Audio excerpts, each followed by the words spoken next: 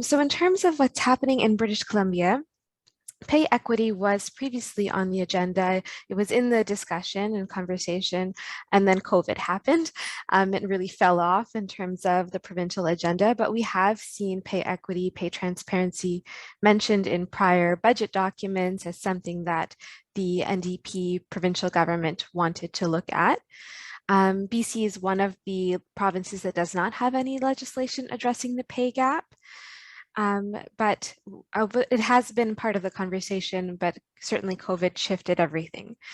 This International Women's Day, the provincial government announced that they would be bringing in pay transparency legislation, though I have to say the information we received in terms of news releases and other pieces of information haven't been exactly clear about what the scope it will be, whether or not this is just pay transparency legislation, or we're also looking at pay equity and other sort of more proactive measures to address the gap.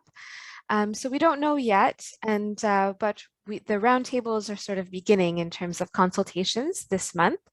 And West Coast Leaf will be attending a consultation later on June 16th. And I think that those discussions have already begun with some of the labor unions here. The sort of the push for pay transparency is being led by Parliamentary Secretary Grace Lohr, who is the Parliamentary Secretary for Gender Equity in the government, and so I think we're feeling confident in that respect in terms of having someone who has sort of proven to be a good advocate on the gender equity file, being very much involved, though it's housed within the Ministry of Finance. So we're still feeling out what's sort of happening in BC. Is this just pay transparency that we're looking at? Is this also pay equity? Is there appetite for a bigger conversation about employment equity broadly? And that sort of remains to be seen in terms of what this legislation could look like. With respect to West Coast Leaf, this past Equal Pay Day, we really resumed our advocacy, which had also sort of taken a shift during the COVID period and reacting to the economic consequences of COVID on those who are marginalized because of their gender. We put out a social media toolkit that emphasized a number of messages. I think key messages for us are intersectionality, and you had that really well set out in your PowerPoint, Faye, in terms of emphasizing that the pay gap is far worse for women and gender diverse people who are Indigenous, disabled, racialized, migrants, or work in feminized work. Sectors such as caregivers. So that's the other piece, is really wanting to focus in and emphasize our advocacy on feminized sectors. And these are sectors that the pandemic has proven are so valuable and important: the caregiving, childcare, education, nursing, and sales, for example. Another, I think, aspect of the message that we want to put forward towards government is that, and I think that what you shared, Faye, about the 13 years cost in the working lifetime of someone, that it's really a generational and long-term impact of the pay gap in terms of wealth over the long term, poverty reduction over the long term, and changing outcomes for generations of families, generations of women and people who are marginalized because of their gender. So that's certainly a key aspect, and even just thinking about what that means for women and people of gender diverse backgrounds in terms of saving for retirement and what we know about poverty at later stages in people's lives. And I think another key message is that we need more. So we know that the framing of what we have seen so far is framed as pay transparency, but we hope to bring pay equity to the table, and also a broader program of employment equity. And from the grapevine, it seems like maybe those conversations are on the table and work is maybe done on that. So preparing for that as well. So far in our advocacy, we've had a chance to meet with some of the members of Legislative Assembly, MLAs, partners in labor unions and other groups to begin having discussions on what we want to advocate for. And as a backdrop to that is a report that West Coast Leaf worked on with some graduate students at Simon Fraser University back in 2020, pre-pandemic, which was called Mind the Pay Gap. And it outlined legislative approaches to ending pay discrimination and included a jurisdictional scan and literature review on these pieces. So really looking to see what we can bring forward in that respect, and hope to hear from folks on that as well today.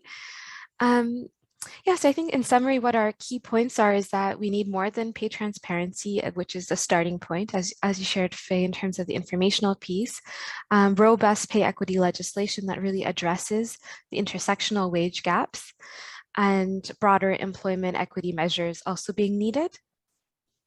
And I think, Joanne, you said, talk about what needs to be in the legislation. I'm not, it's something that I'm learning more about and hope to learn from those with more experience working in this area. But I think some of the things we've identified so far is that, as you shared with like the 100 employer scope of the legislation, that's something that we want to push against in terms of having it be as broad as possible.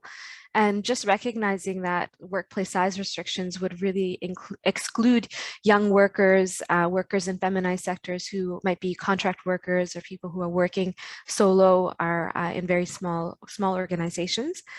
The other piece is really the data gaps. It's very hard to really pinpoint what the intersectional data is in terms of the impacts on various intersecting groups. Particularly with trans and non-binary people, and really having a strong understanding of British Columbia as opposed to just some of the statistics which relate to the national context. So that's really, I think, we're suffering from an information gap, even in terms of how we want to advocate for an intersectional approach. But on May 2nd of this year, the BC government introduced Anti-Racism Data Act, which will allow the government agencies to ask people about demographic information. So there will be a province-wide census taking place at some point. So it remains to be seen what impact that can have, but that might also be something that helps contribute to really understanding the intersectional nature of this issue. And we're also hoping to really have that lived experience conversation and thinking about ways that we can partner with community groups to sort of understand the lived experiences of the people who are at the intersections. So that's something that's on West Coast Leaf's radar. With respect to the legislation itself, I think a lot of we're learning so much about what happened in other jurisdictions and what's been going on. But I think a key thing in BC is that the Employment Standards branch, which is supposed to handle complaints related to employment standards in BC, is already very ineffective and underfunded.